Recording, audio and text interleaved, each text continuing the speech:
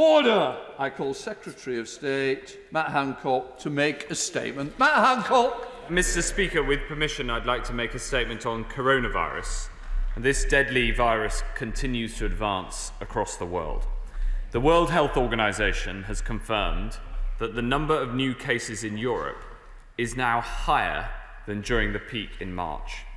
Here, the latest ONS figures indicate 6,000 new infections a day, almost double the previous week. As the Chief Medical Officer and the Chief Scientific Advisor said earlier today, we're seeing a rise in cases across all age groups. This pattern is emerging across the entirety of our United Kingdom. And earlier this afternoon, the Prime Minister held discussions with the First Ministers of the devolved administrations and the Deputy First Minister of Northern Ireland to make sure that wherever possible, we are united in our efforts to drive this virus down. We know that the epidemic is currently doubling around every 7 days, and that if we continue on this trajectory, we could see 50,000 cases a day by mid-October. So there can be no doubt that this virus is accelerating, and we must all play our part in stopping the spread. Mr. Speaker, I'd like to update the House on decisions the government has taken so far. The first line of defence is, of course, the social distancing that every single one of us has the responsibility to follow. This includes the basics, hands, face and space, and the rule of 6. And a crucial part of this is people self-isolating if they're at risk of passing on the virus. People who've tested positive and their close contacts must self-isolate. This is the primary way that we together break the chains of transmission. Now, I know that self-isolation can be tough for many people, especially if you're not in a position to work from home. And I don't want anyone having to worry about their finances while they're doing the right thing. So we will introduce a new £500 isolation support payment for people on low incomes who can't work because they've tested positive or are asked to self-isolate by NHS Test and Trace. It will start next Monday, it will apply directly in England, and the UK government will be providing funding through the Barnett formula to the devolved administrations so that similar support can be offered to people in Scotland, Wales and Northern Ireland. Mr. Speaker, just as we're strengthening our support for those who self-isolate, we propose to strengthen the sanctions for those who do not. The vast majority of people who are asked to self-isolate do, but these rules are so important that we must ensure that nobody breaks them. We're therefore proposing a new legal duty to self-isolate, again for people who test positive or who are asked to do so by NHS Test and Trace. This is backed by fines of up to £10,000 for repeat offences and serious breaches. We'll step up enforcement too. NHS Test and Trace will make regular checks on those who are self-isolating, and will crack down on employers who try to prevent staff from following the rules. Over the past few months, self-isolation has been instrumental in breaking the chain and blunting the force of this virus. We know that it works, and with winter ahead, we will support everyone to do what is right to help stop the spread of the virus. The next line of defence is testing and contact tracing. We're doing more testing per head than almost any other major nation. Our daily testing capacity is now at a record high, 253,521, and it continues to grow. And on Thursday, we announced that 2 new lighthouse labs will be set up in Newcastle and Bracknell, increasing capacity further. But as the House knows, alongside this record expansion, demand has gone up too. And so we need to prioritise the tests for those who need them most, to save lives, protect the most vulnerable, and make sure our health and care services and our schools can operate safely. Today we've published our list of where tests are being prioritised, setting out how we will make sure tests are allocated where they're needed most. First, to support acute clinical care. Second, to support and protect people in care homes. Third, NHS staff, including GPs and pharmacists. Fourth, targeted testing for outbreak management and surveillance studies. Fifth, testing for teaching staff with symptoms so we can keep schools and classes open. and then the general public when they have symptoms, prioritising those in areas of high incidence. And I want to reinforce this important point. The system relies on people coming forward for tests if and only if they have symptoms of coronavirus or have been specifically advised to by a health professional. The testing capacity we have is valuable, and we must, together, prioritise it for the people who need it the most. The next part of our defence is local action. We've been vigilant in monitoring the data and putting in place targeted local measures, so we can come down hard on the virus wherever we see it emerging. In the summer, when the virus was in retreat, we were able to relax some of the measures that we'd put in place. But now, as the virus is spreading once more, we have had to act. On Thursday, I updated the House on the changes we're making in parts of the North East, and on Friday, we introduced new rules for parts of the North West, West Yorkshire, and the Midlands. We've seen some concerning rates of infection in these areas. Liverpool, for instance, Mr. Speaker, now has over 120 cases per 100,000 population, and in Warrington, it's about 100. As a result, working with local councils, we're putting in place stronger restrictions to protect local people. In parts of Lancashire, Merseyside, in Warrington and Halton, we're putting in place new measures from tomorrow. As with our strategy overall, our goal is to protect education and employment as much as possible while bearing down on the virus. Residents should not socialise with people outside their own households or support bubble. Hospitality will be restricted to table service only, and operating hours will be restricted, so venues must close between 10 and 5. From tomorrow, in Wolverhampton, Oadby and Wigston, and the whole of Bradford, Kirklees and Calderdale, people should not socialise outside their household or support bubble. We know from experience that local action can work when local communities come together to follow the rules, tackle the virus, and keep themselves safe. And I know how hard this is. We're constantly looking for how we can ensure measures bear down on the virus as much as possible while protecting both lives and livelihoods. And I've heard the concerns about the impact of local action on childcare arrangements. For many, informal childcare arrangements are a lifeline without which they couldn't do their jobs. So today I'm able to announce a new exemption for looking after children under the age of 14 or vulnerable adults where that is necessary for caring purposes. This covers both formal and informal arrangements. It does not allow for playdates or parties, but it does mean that a consistent childcare relationship that is vital for somebody to get to work is allowed. I'd like to thank colleagues from across the House, including the Right Honourable Member for Berwick-upon-Tweed and the Honourable Members for Sunderland Central and North West Durham, for working with us on this important issue. And I hope this change will provide clarity and comfort to many people who are living with these local restrictions. It shows the benefit of cross-party working across the House and listening to concerns as we all do our best to tackle this dreadful disease together. Mr. Speaker, the virus is spreading. We're at a tipping point. I've set out today the measures the government is taking so far. We're working right now on what further measures may be necessary, and the Prime Minister will update the House tomorrow with any more action that we need to take. This is a moment where we once again must come together to tackle this deadly disease, and I commend this statement to the House. I now call Shadow Secretary of State Jonathan Ashworth. Speaker, and I welcome advance sight of the Secretary of State's statement, and we particularly welcome the action that he's taken on childcare. There can be no doubt that the presentations that we saw today from the Chief Medical Officer and the Chief Scientific Advisor were stark and deeply concerning. The Secretary of State yesterday described this, and he repeated it today, as a tipping point.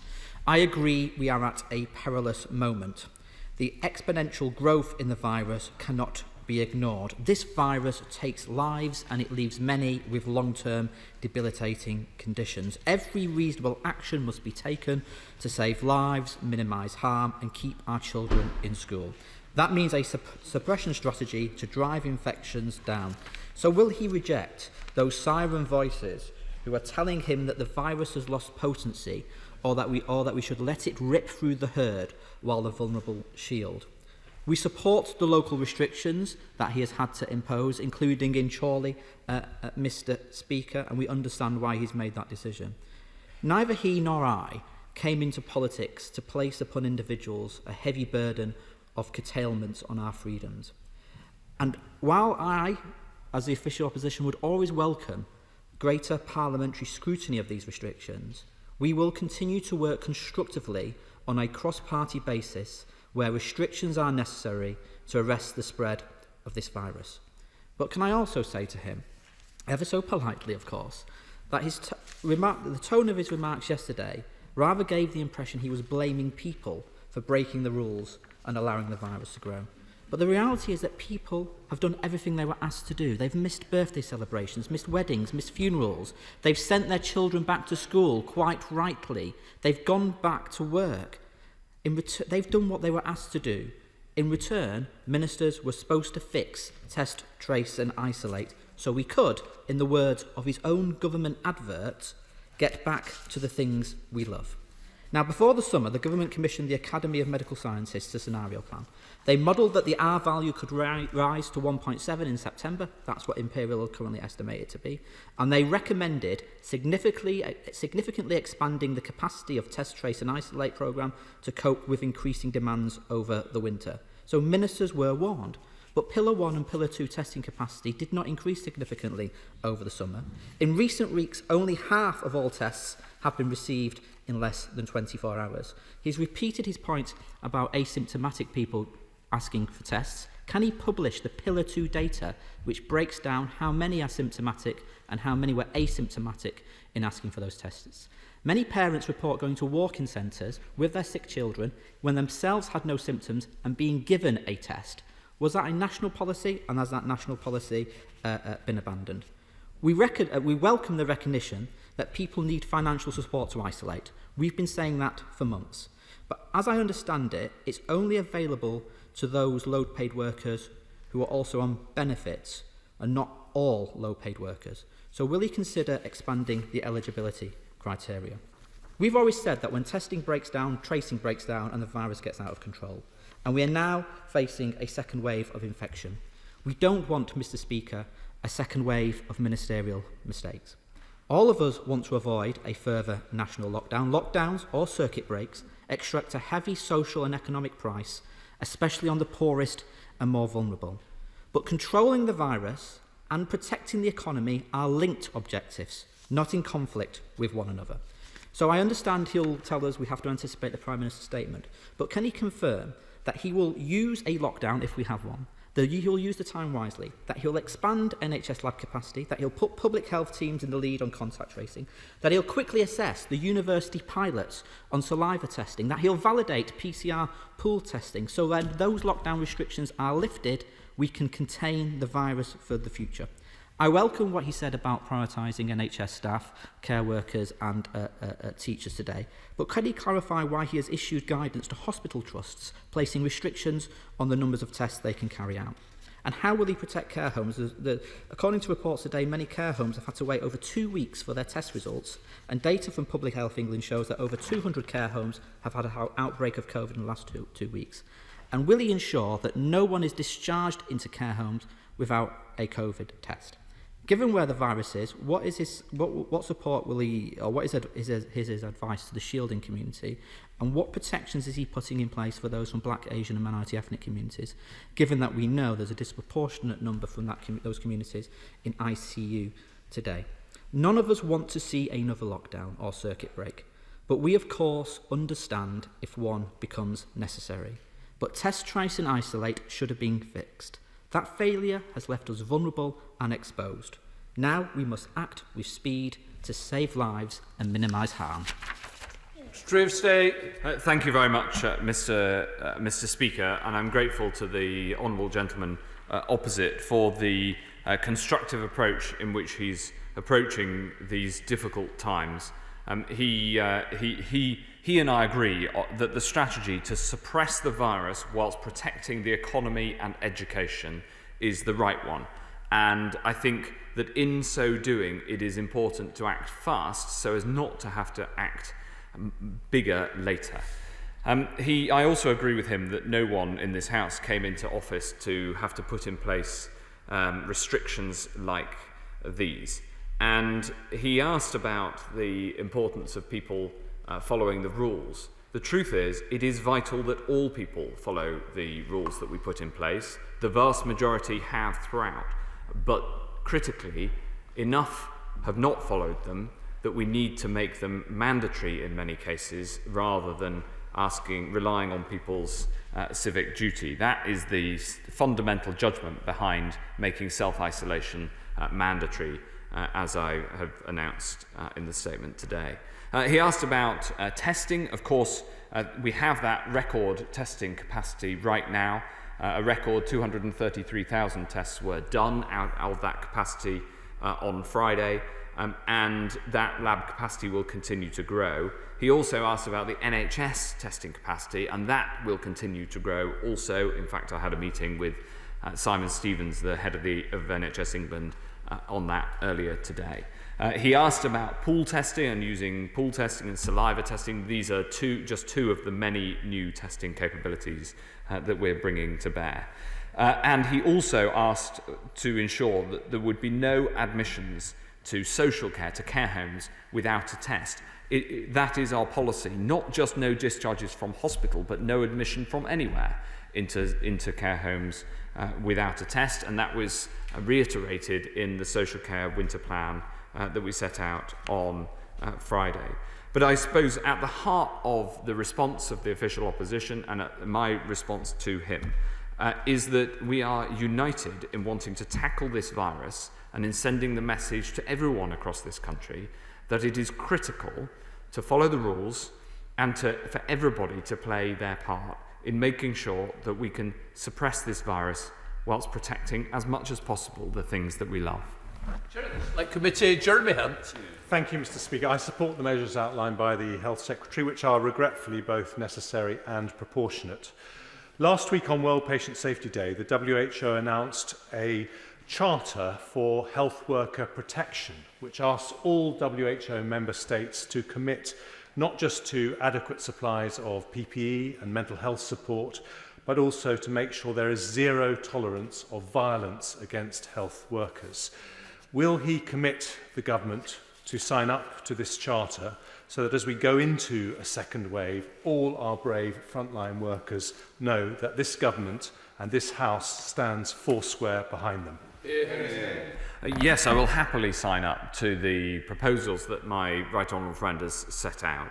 As the House well knows, my right honourable friend's long-standing and international work on patient safety is very, very impressive. And we must make sure that in these difficult times we protect our care workers and our frontline staff, including, if I may say so, the staff at the testing centres, and make sure that we reiterate once again our commitment to patient safety.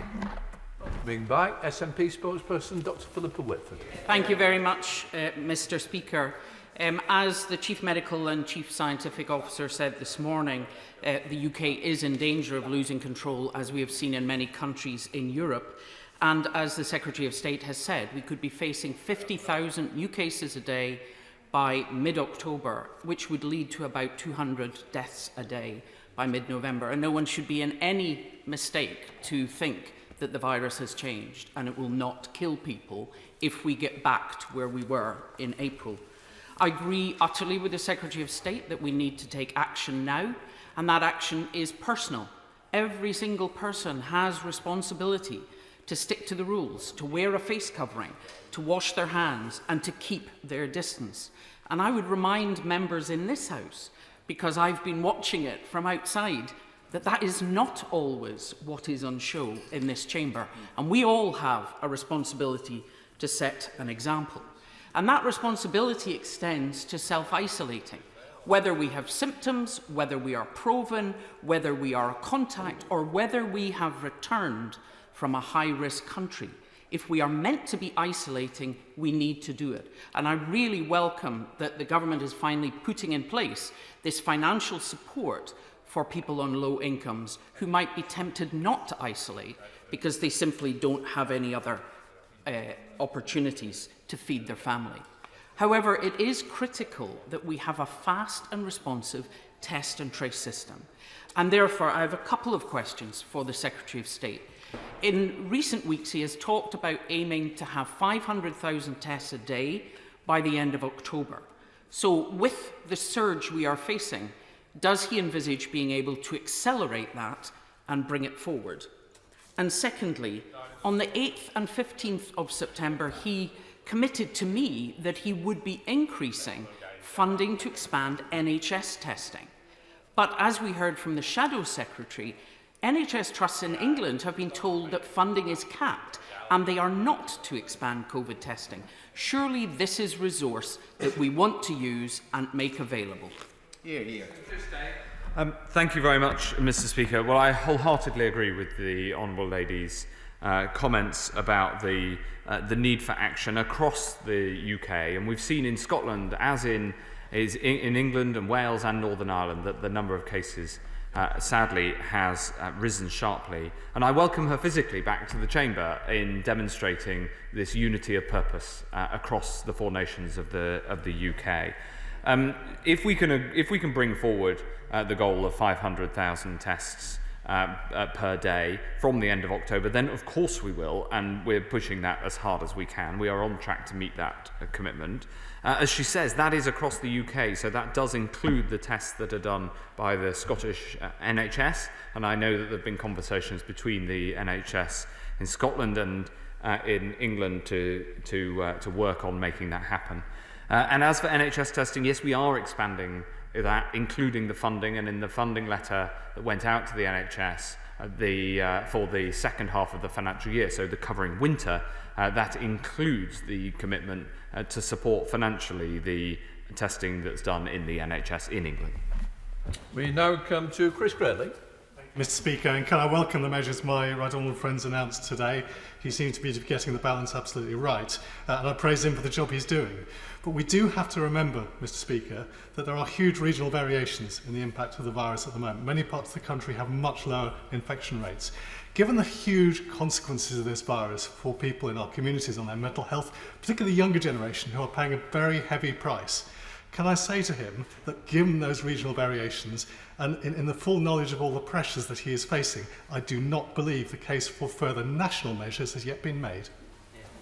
Well, thank you very much, Mr. Speaker. There is an important balance between the measures that we need to take across the country as a whole and then the further and stronger measures in local areas. And my right honourable friend will have seen over the past, especially over the past week, that we have expanded some of those local interventions to cover bigger geographies. But he's absolutely right that there are some parts of the country where the number of cases is still thankfully very low. And so the balance between what we do nationally and what we do locally is as important as the balance in terms of what we do overall. Vera Wilson. Mr. Speaker, I'm sure the Secretary of State will agree with me that one of the greatest tragedies of the first wave was the loss of life and the impact on our social care sector of this dreadful virus. And we must learn the lessons from that as we head into a second wave. So whilst he has emphasised a prioritisation of testing in care homes, both in the media and his statement today, could he explain why a number of care homes are still reporting a 2-week delay in receiving test results? And will he clarify whether his prioritisation also includes staff providing care in people's residential homes? The care home testing is incredibly important. We have brought down some of those response times, and I'm glad to report to the House that since last week, when we debated and discussed the very sharp rise in demand, including amongst asymptomatic people, that demand has come down somewhat, and the pressures are a little lower. That doesn't, on the testing system as a whole, that doesn't mean that we don't want to increase capacity further. Of course we do. It is very important that we have tests available for all vulnerable people, whether they live at home or in a care home. We now come to Chair of the Select Committee on Science, Greg Clark. Thank you very much indeed, Mr. Speaker. Perhaps I could ask the Secretary of State that the scientific evidence is that COVID is detectable by test within 7 days of someone being infected. So why shouldn't people who've been made to self-isolate be tested 7 days after a possible infection and be released if they test negative? The incubation period before which the virus can present itself is still estimated to require a 14-day self-isolation. If we can bring that figure down, I'd be the first to be pleased to do so. And as we took to 10 days, the period in which somebody who's tested positive must self-isolate, and this is a point that is critical, on which we must rely on the scientific evidence. If he has further scientific evidence, I'd be very happy to look at it. Very Khalifa. Thank you, Mr. Speaker. Can I ask the Secretary of State if he thinks a £10,000 fine will act as a disincentive to poorer people getting a test? Well, we've put in place the extra £500, the £500 in addition to other income that people are getting, for people on low incomes, in order to support them to do that self-isolation. I think that people want to know whether they've got the virus, if they've got symptoms, and the result of having a positive test is that you get the money, the extra £500 if you're on low incomes, and of course you have to self-isolate. So I'm confident that people will come forward, of course, do the right thing for society, but also the right thing for them to find out what the cause of their illness is if they have symptoms. Thank you, Mr. Speaker, and can I thank the Secretary of State for the extra £2.5 million for the Worcestershire Acute NHS Trust, and also for the extra money for the social care system in Worcestershire. But can I just clarify what the advice is these days for people who would normally perhaps have fetched up at A&E? Is it to call 111 in every instance now? Yes, we're moving to a system where the advice is to call 111 first and then go to A&E. Now, of course, or call 999 if you need an ambulance, if it's an emergency. And that system will both help people to be triaged to the right treatment, which may be to see a GP or go to an urgent treatment centre, but of course may be to go to A&E. But it also helps the emergency department to know that people are coming. It's the combination of the two that is critical. We're rolling this out over the country over the forthcoming couple of months, and we aim to have it in place right across the country by the 1st of December. John Cryer. Thank you, Mr. Speaker. Despite what the Secretary of State has said today, we're still hearing myriad stories of people being our constituents still unable to get to be tested.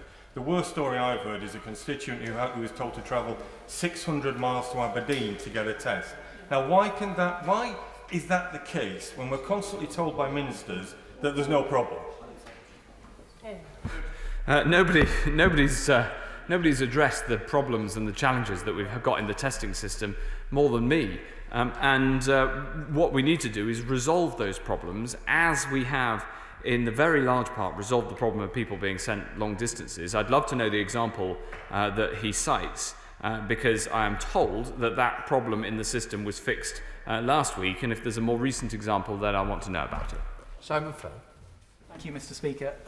I welcome my right honourable friend's commitment to expanding testing. It's clearly key to identifying the virus and stopping the spread of it.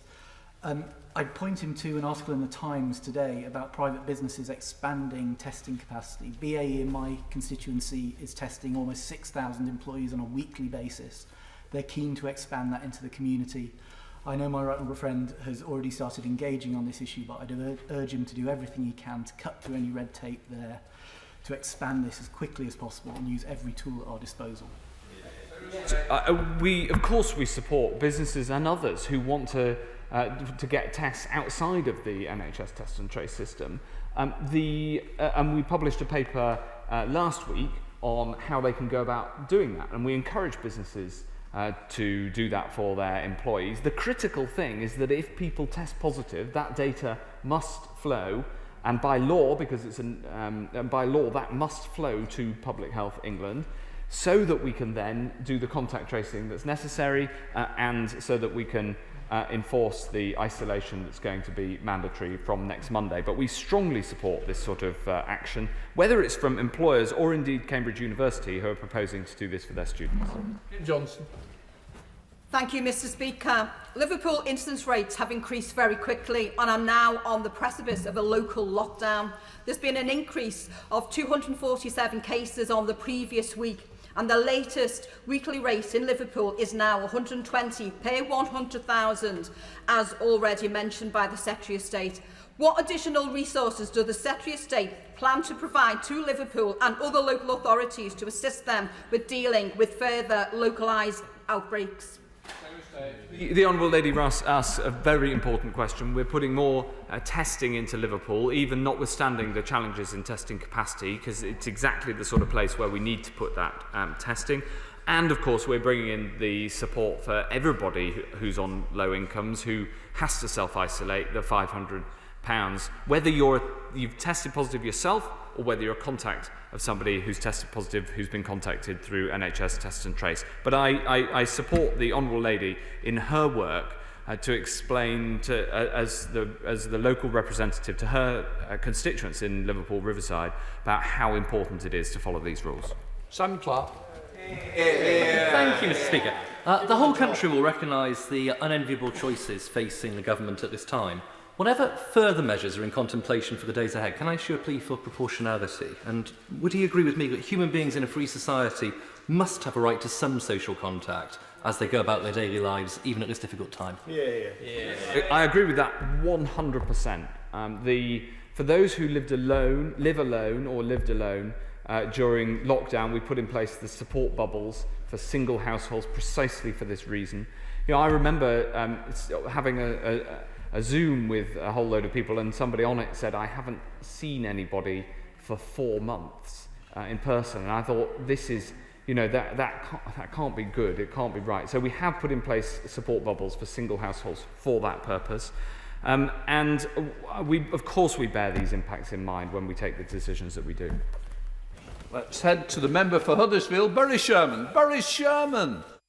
Mr. Speaker, I'm sure that the Secretary of State will agree with me that we in Kirklees and West Yorkshire are working very hard as a team to meet the crisis that we have. And of course, these uncertain times with tens of thousands of students now moving across our country. Could you bear in mind, though, that our system relies on fit and healthy NHS staff because the crisis that we're in is getting worse? And if we get a flu virus, a virulent flu virus this winter coming soon, and it knocks out a large percentage of our NHS staff, we are going to be in serious trouble. And a very large percentage, a significant percentage of our NHS are refusing to get a flu jab. What can we do about that? Yes, Mr. Speaker, the Honourable Gentleman and I have occasionally tangled across these dispatch boxes, but I wholeheartedly support what he said and agree with him entirely. It is policy that everybody in the NHS should get a flu jab. And that flu programme within the NHS has started to roll out already and will very shortly roll out more broadly. And I can, whilst this year that is not mandated, I can see no good reason why somebody in the NHS, unless they have a very specific clinical condition, does not get a flu jab. We look to all NHS staff to provide that leadership in their communities by getting the flu jab. It's free for everybody who works in health and social care, and they should get it. Shelbrooke. Thank you, Mr. Speaker. Mr. Speaker, it's brought to my attention by parents this weekend that some of the Leeds City Council schools in my constituency are telling parents that if their child has an upset stomach or a general malaise, that they need to go home, isolate, and not come back to school until they've had a negative test. Does my right friend agree with me that this is not the advice of NHS England? Does he agree with me that this puts unwanted pressure on the test and trace system? And does he agree with me that Leeds City Council need to get a grip of this immediately? I'm afraid I do agree with that, Mr. Speaker. All councils, including Leeds City Council, should make clear that if students have coronavirus symptoms, and we all know what they are, it's a new continuous cough, it's a temperature or a loss of taste and smell. If people have coronavirus symptoms, then they should come forward for a test. But if they have symptoms of another illness, then they should, and not of coronavirus symptoms, then they should not come forward for a test. We've set out this very clearly today in the prioritisation document that we've published once again, and I hope that everybody will follow it. To Ealing North with James Murray. James Murray. Mr. Speaker, schools that become aware of a COVID-19 case have been encouraged to take swift action and contact the dedicated advice service introduced by Public Health England. However, several primary school heads in my constituency have reported this service appears overwhelmed, with significant delays in Public Health England getting back to schools with their advice. Can the Secretary of State tell me what the average waiting time is between a school contacting Public Health England and school receiving the advice they need? I don't have those figures, but I would be very happy to look into the specific cases, because obviously the speed of turnaround in the instance he describes is very important. Thank you, Mr. Speaker. My right honourable friend and his scientific advisers are absolutely right that the virus is not getting any weaker, but doctors, including many in my constituency of South Cambridgeshire, have made great progress in the treatment of coronavirus, and also social distancing means that viral loads are less for many people, making the cases less severe. Can my right honourable friend tell me what estimate is made of the impact of these developments on the fatality rates of those who do get affected? Yes, of course. My honourable friend represents one of the finest hospitals, not just in the country, but in the world. And the clinicians who work at Addenbrooke's and right across the country have improved the treatment of coronavirus. We know because of dexamethasone, that has reduced the death rate. We know that because of earlier oxygenation and later intubation, that has reduced the death rate. And there's also progress with remdesivir, Mr. Speaker. Nevertheless, whilst this has reduced the mortality from those going into hospital, this virus remains deadly. And therefore we unfortunately do have to take measures to stop its spread, not least because we can either take measures now or we'll end up with a much bigger problem and still having to take measures later. Dr. Ruperhart. Mr. Speaker, top-rated medical research has continuously linked vitamin D levels with COVID incidents. So in Norway, where they have high amounts of it, cases are very rare, whereas here, most Brits are deficient. It's rarely found in food. And the main source, sunlight, is about to disappear with a possible winter NHS crisis on the way. So could he please follow the science? There's no vaccine in sight. And look to prescribing supplements on the NHS, or at least doing a public information campaign, because people need something positive now the nights are drawing in. Mr. Speaker, vitamin D is one of the many things that we've looked into to see whether it reduces the incidence or the impact of coronavirus, and I've seen reports that it does. So we therefore put it into a trial, and unfortunately the results were that it doesn't appear to have any impact. So that is the latest clinical advice, which of course is always kept under review. Graham Blady. Mr. Speaker, does my right honourable friend agree with me that balancing the measures to tackle COVID with the other health consequences, such as cancer patients going undiagnosed or not treated in time, and the economic and social consequences, is a political judgment? And does he further agree with me that political judgments are improved by debate and scrutiny? Yes, I do. And I do come to this dispatch box as often as possible. I'm very sorry that I wasn't able to come on Friday for Friday's decision, but the House wasn't sitting. I agree with my right honourable friend that essentially the more scrutiny, the better is my attitude.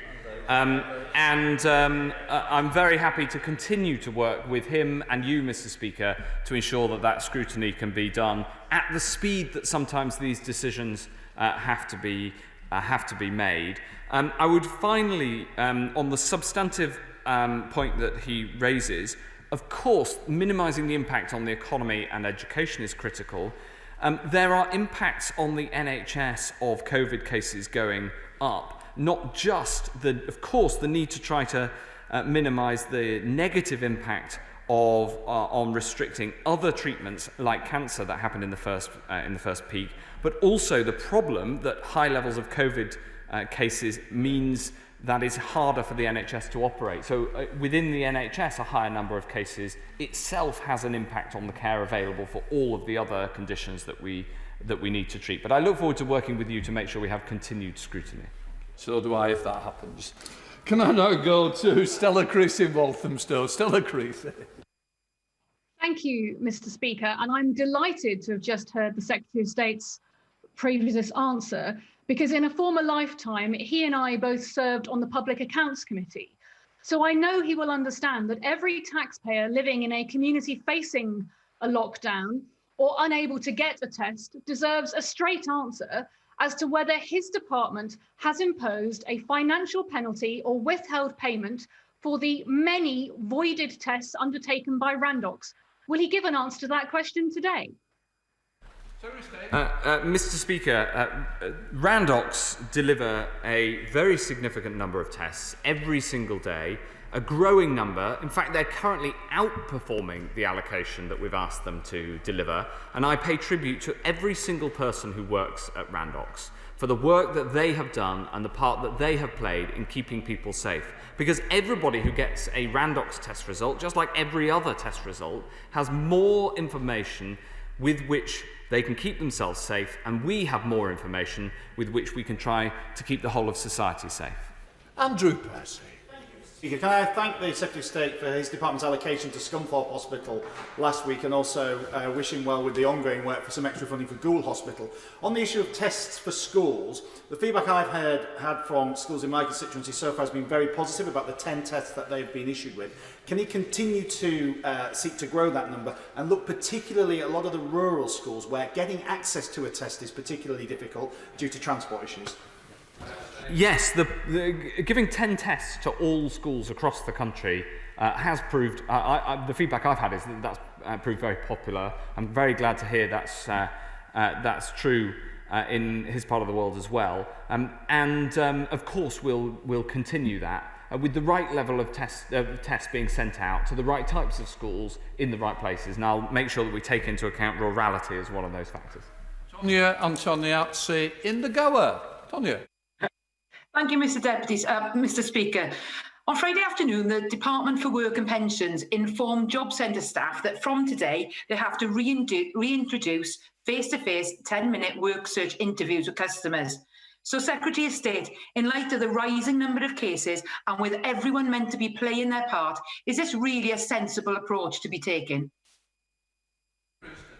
One of the good things about where we are now compared to where we were in March is that in many, many areas we're better prepared. We're better prepared in the NHS, we're better prepared in social care with the winter plan we put out last week, and many employers and services like job centres have been able to develop COVID-secure approaches, which means that they can get on with things that they need to do. So the specifics of the question, of course, are for my right honourable friend, the Work and Pensions Secretary, but the principle of how we've managed as a society to do more things whilst keeping ourselves so COVID secure is one that we've been able, thankfully, to develop over the last 6 months. Thank you, Mr. Speaker. I very much welcome the Health Secretary's approach to not only save lives, but also protect livelihoods. I really acknowledge and welcome his announcement on the new exemption for childcare. Can he just confirm what those new arrangements are and confirm that grandparents and others in my Colne Valley constituency, part of Kirklees, which goes back into local restrictions tomorrow, will be part of that exemption? Yes, I can confirm that. The exemption means that, for instance, if grandparents look after children in order to provide childcare, where that is a continuous childcare relationship, that's the legal definition, then that will be exempt in the same way that paid for childcare will be exempt. This therefore doesn't allow for people to have children staying with others and as I said in my statement, parties and play dates. It allows for where a family member or other undertakes unpaid childcare that is akin to paid childcare, then they can be exempted. And I know how much many people rely on this in order to be able to get to work, and I'm really glad we've been able to make this progress. Those of us who represent areas which are going to face additional restrictions as of tomorrow are happy to reinforce the messages, but we need his help, don't we, Mr. Speaker? The difference between the instruction of households that they must not go and visit each other as opposed to they should not go to the pub together is one of the ambiguities that my honourable friend, the member for Leicester South, has highlighted right from the start of this crisis. It is an ambiguity that is exploited by the virus, but it is also exploited by, sadly, a small but important minority of people in this country. Will he clear up these ambiguities and improve the chances that everybody will comply with these necessary new restrictions? The message that he should be putting out and that I will set out is that where we say that people shouldn't socialise outside their household, that is the approach that people should take, ensuring that he makes a detailed point underneath that, but the top line message to all of his constituents is no, they shouldn't be socialising with people outside of their household. Speaker, I've been contacted by a large number of constituents over the weekend concerned about the fact that there is still a large minority of people in retail setting that aren't wearing face coverings. Now, most retailers are making sure that they follow the rules and they enforce it, but what support can his department give across government and a local level to ensure that when it comes to the small minority, we can enforce these rules and ensure, as he said quite rightly, that we're all in this together and we stop the spread together? Mr. Speaker, I agree with my honourable friend that more enforcement is sadly necessary to ensure that these rules are followed across the board. Because if people follow the rules across the board, it'll be easier to get a grip on the virus, and the overall impact on the economy, on education, for instance, will be lower. And so that's the approach that we're taking, both in the example that he cites and more broadly. Thank you, Mr. Speaker. The Secretary spoke about a foreign nation approach, but there's a reality. There hasn't been a COBRA meeting since the 10th of May. It's taken the First Minister of Scotland to push for this to actually get a UK-wide COBRA meeting set up. So that undermines the foreign nation approach. Does he agree for a four-nation partnership? Then that also means Scotland needs the powers and the financial levers to be able to implement its own local decisions, such as targeted furlough support for, say, the hospitality and aviation industry, and perhaps health areas under local lockdown. I would urge the honourable gentleman to take the lead from the SNP spokesman on the front bench. These are very serious times, and since the Prime Minister had a conversation with the First Ministers of all the devolved administrations this morning, as I set out, and I have regular and frequent engagement with all of the other health ministers. In fact, I was having a text exchange with my Scottish opposite number just before coming into this chamber. I think that the most important thing is that we take as united an approach as possible, and that is the approach that the Scottish Government is taking, and we're working closely with them. Thank you, Mr. Speaker. I'd like to also welcome the statement that the Secretary of State has brought to the House today, and particularly the emphasis he places on fighting this common enemy as one united front. Could I ask my right honourable friend what assurances he can give the House that our care homes will be protected with lessons learned from the first wave of COVID-19? Yes, I entirely agree with my my honourable friend. Right across the board, it's critical that we're constantly learning about what both went well and what didn't go well. And the social care winter plan that was published last week has been developed with the sector. I visited a care home on Friday and heard from them about what they've learned about how policy is developed to make sure that we protect people in care homes as much as possible. Heading to Hampstead to Tulip Sadi. Tulip. Thank you, Mr. Speaker. Last year, I was faced with every parent's nightmare as I rushed my small baby to the children's A&E at the Royal Free Hospital in my constituency because he wasn't breathing. The doctors and nurses saved his life. The same children's A&E will now be closed temporarily from next month because of the pressure that COVID-19 will put on the NHS over winter. I would like to ask the Secretary of State to give me a cast iron guarantee that our local NHS will be given all the resources it needs so that this closure is strictly temporary and the children's A&E service can be restored as soon as possible. Well, of course, I'd be very happy to work with my honourable friend, with the honourable lady, on this question. We do have to make sure that our hospitals are COVID secure, and I'd be very happy to meet her and discuss the specifics of the Royal Free. The trouble with authoritarianism is it is profoundly inimical to civil liberties. It is also increasingly incompetent. It relies on acquiescence, and acquiescence for lockdowns, particularly national ones, is draining away. For instance, if you tell a student not to go to a pub, they'll simply congregate in rooms, even worse.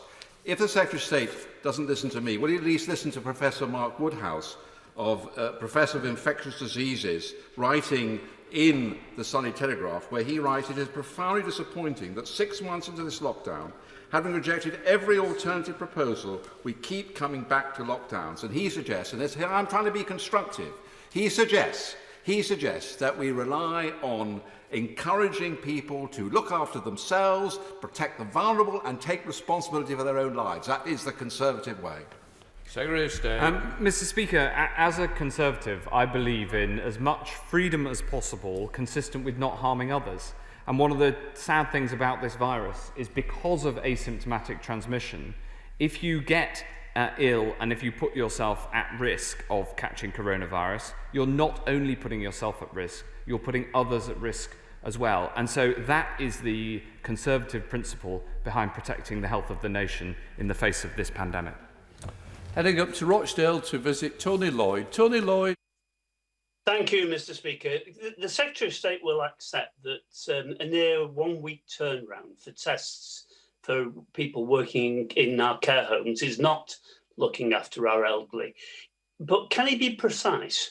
When will we get that 24-hour turnaround that we've got to have if we're to keep the elderly safe in those homes? Mr. Speaker, we have protected the number of tests in care homes. The challenge is that when the system is running hot and the number of tests going through is very close to capacity, that can have an impact on turnaround times, and we saw that in the last couple of weeks. Thankfully, those turnaround times are coming down again, as well as us managing to protect the over 100,000 tests a day that go to social care. Because whilst some may call for other areas to be prioritised, for instance the tests of children, I think the most important thing is that we protect those who are most vulnerable to this virus, and the most vulnerable live in our care homes. Thank you, Mr. Speaker. I know the Secretary of State is very keen to get more tests. Shorescreen in my constituency have developed an antigen test which is ready in 15 minutes. They will be able to ramp up their production to 1 million by November, rising up to 2 million a week.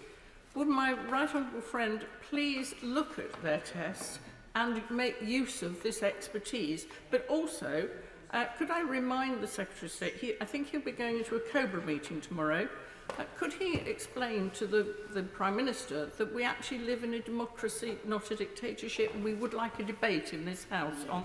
Yes, there absolutely will be a debate in this House on the measures that we have to use. We do have to move very fast, and I'm very happy to talk to my honourable friend about Shorescreen. Wayne David. In South Wales, Caerphilly and Rhondda and Taff are in local lockdown, and people in these boroughs cannot leave a borough to go on holiday. These two areas will be joined by 4 other areas tomorrow evening. The Welsh Government has said that these would-be holidaymakers should have a full refund if they're prevented from going on holiday. Will the Secretary of State say emphatically that these people must have a full refund of the cost of their holidays as a policy of central government? Secretary of State. I'm very happy to work with the honourable gentleman and others to make sure that people get the fair treatment that they deserve. We now come to Sir Bernard.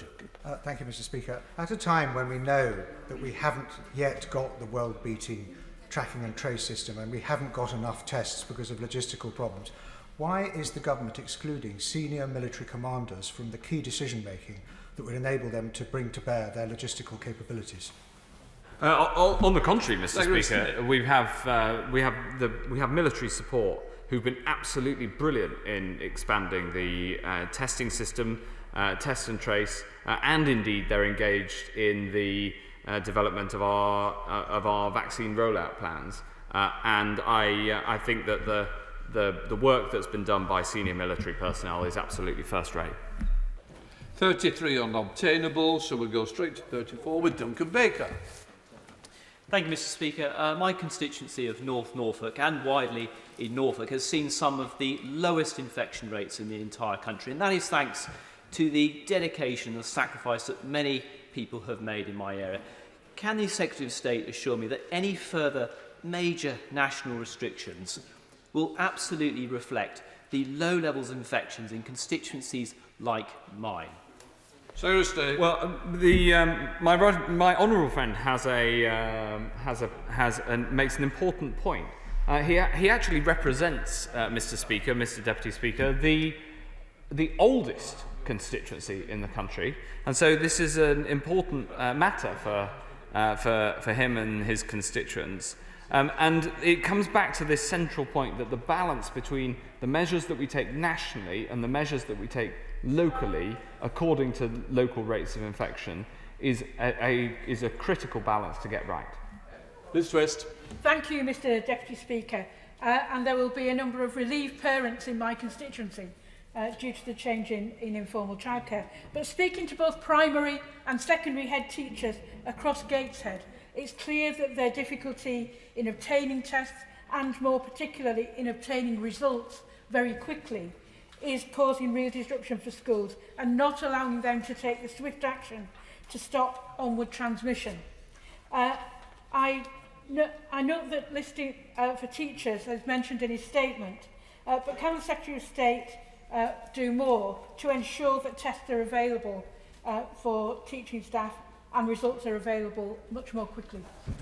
Of course, I'm working exactly to that end. I must say, if somebody has the symptoms of coronavirus, then they should self-isolate, even whilst they can't get a test. I understand how frustrating that is, and I'm working as hard as I can to try to get those turnaround times as fast as possible. Dr. James Day.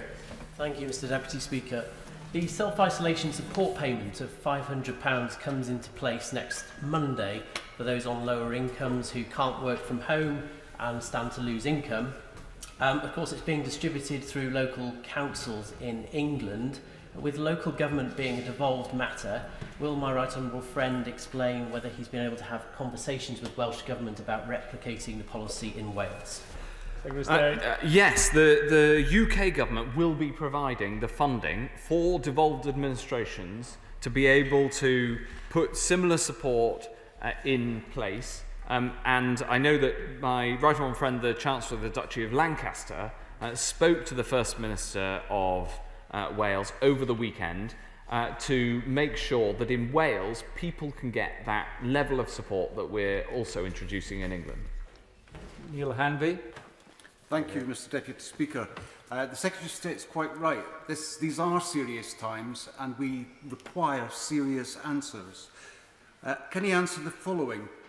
Prioritising VIPs over the public, a failure rate of over 90% on testing targets, the highest voided tests of any lab, including 12,401 in a single day, Conservative MPs on the payroll and found by the National Police Chiefs Council to have committed the most serious breach of standards by manipulating forensic tests. Why then was Randox Laboratories judged an appropriate company to be handed a £133 million contract to the exclusion of all others, or will the Secretary of State again resort to a churlish response, proving that the rules don't apply to this increasingly lawless government? Secretary of State.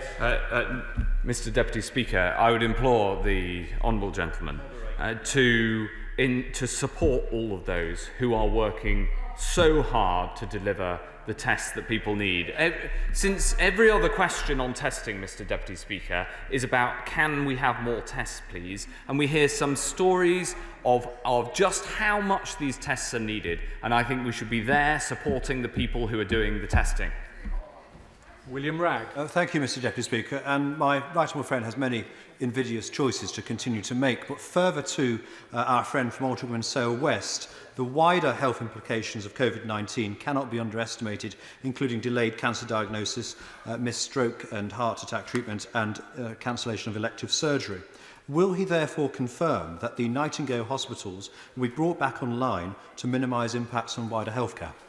The Nightingale hospitals are there, ready to go if they're needed. They are currently mothballed and can be reopened very rapidly. We're working incredibly hard with the NHS to ensure that this time around there is the absolute minimum disruption to other treatments. But of course, the first best minimisation of other impact on other treatments is not to have a sharp rise in the number of people going to hospital with COVID.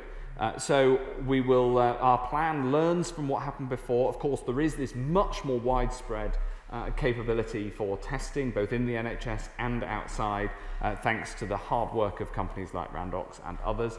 And that means that we will be better placed than last time round to keep the rest of the NHS running. But that doesn't mean that we can rest easy in terms of rising cases, because of course the easiest way for the NHS to operate is to keep COVID cases low. Tim Farron. Thank you, Mr Deputy Speaker. Over the weekend, I've been listening to head teachers from around the South Lakes who are telling me that they are under increasing pressure with teaching assistants and others being off work, struggling to book a test slot. Some, of course, being advised to travel as far as Brighton, a 10-hour round trip. And some pupils are off school for 10 days waiting for a test of their own. Our teachers are doing their jobs absolutely brilliantly. Isn't it time the government did theirs and providing a testing scheme that worked? Thank you, Mr Deputy Speaker. I'd be very interested in the examples, especially of people being sent on long distances, because as I said earlier, the information I've been given is that problem has been resolved. I'm working incredibly hard to resolve all of the other problems and bring to bear the record size testing capacity that we have. Steve Brown. I support my right honourable friend again in his statement today, but I would echo calls for what comes next to reflect the reality on the ground in areas like mine where rates are way down on the England average. And so linked to that, as we move into what is very clearly the next phase of this battle, will he look at a much more devolved and decentralised test, track and trace system? I think Keep Winchester Safe will have much more cut through with my constituents, and that is surely better managed in Hampshire. Yes.